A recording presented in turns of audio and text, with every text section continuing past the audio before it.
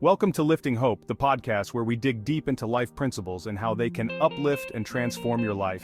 This is episode 3, and today we're diving into one of the most talked about but often misunderstood concepts: better to give than to receive.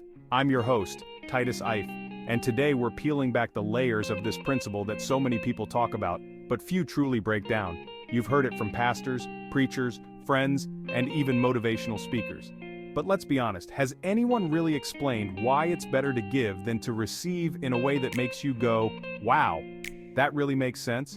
Well, that's exactly what we're doing today. Let's get into it. First off, let's address the elephant in the room. A lot of people think this principle is naive. How can giving make me rich, they ask. Well, let me clear that up right now. Giving doesn't mean you don't receive. In fact, true giving can open up a flood of abundance in ways you might not expect.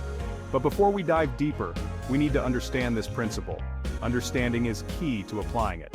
The Bible says wisdom is the principal thing.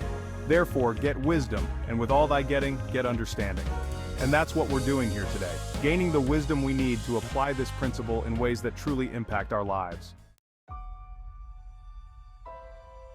Now let's talk about giving. When you give, you are doing it from a place of abundance. You're giving from your surplus, your blessings. When you receive, however, you're coming from a place of need. It's a position of weakness, of wanting.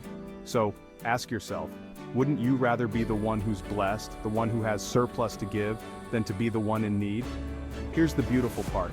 Giving doesn't stop at charity or handing someone money. It's about identifying a need and filling it. That's where true success lies. They say, success comes from identifying a human need and satisfying it. That's how businesses are born. That's how inventions are created.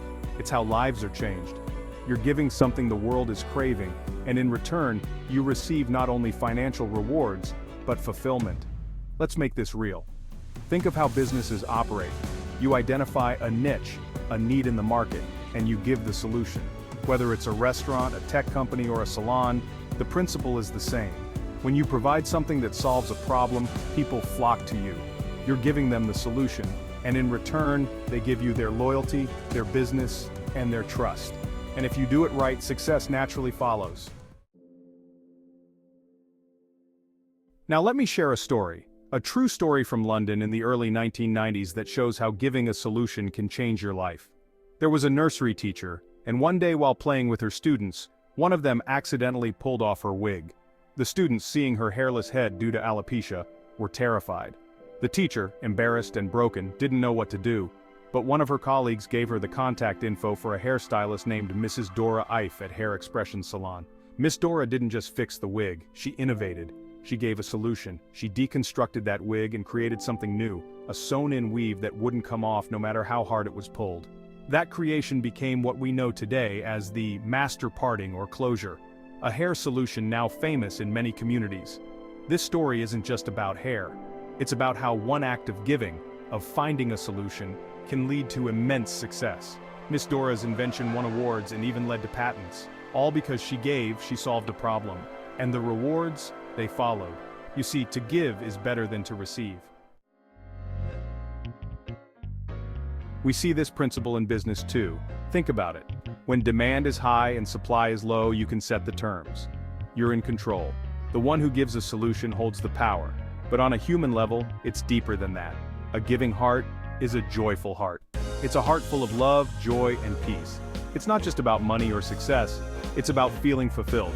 So, as you go about your day, think about the small ways you can give.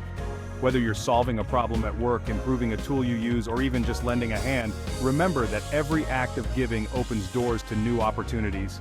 Stop complaining, start creating, and see where it leads. Let's not forget, this principle is behind some of the world's biggest successes. Think of Facebook, WhatsApp, YouTube, TikTok. They all came from solving a problem, from giving the world something it needed, and look where they are now. If you've enjoyed today's episode, make sure to like, subscribe, and share your thoughts in the comments. We'd love to hear how you're applying the principle of giving in your life. Remember to check out our other episodes and stay tuned for more ways to lift hope and transform your world. Before you leave, don't forget to like, subscribe, ring that bell, and comment. Thank you for listening, and until next time, God bless you and stay filled with love.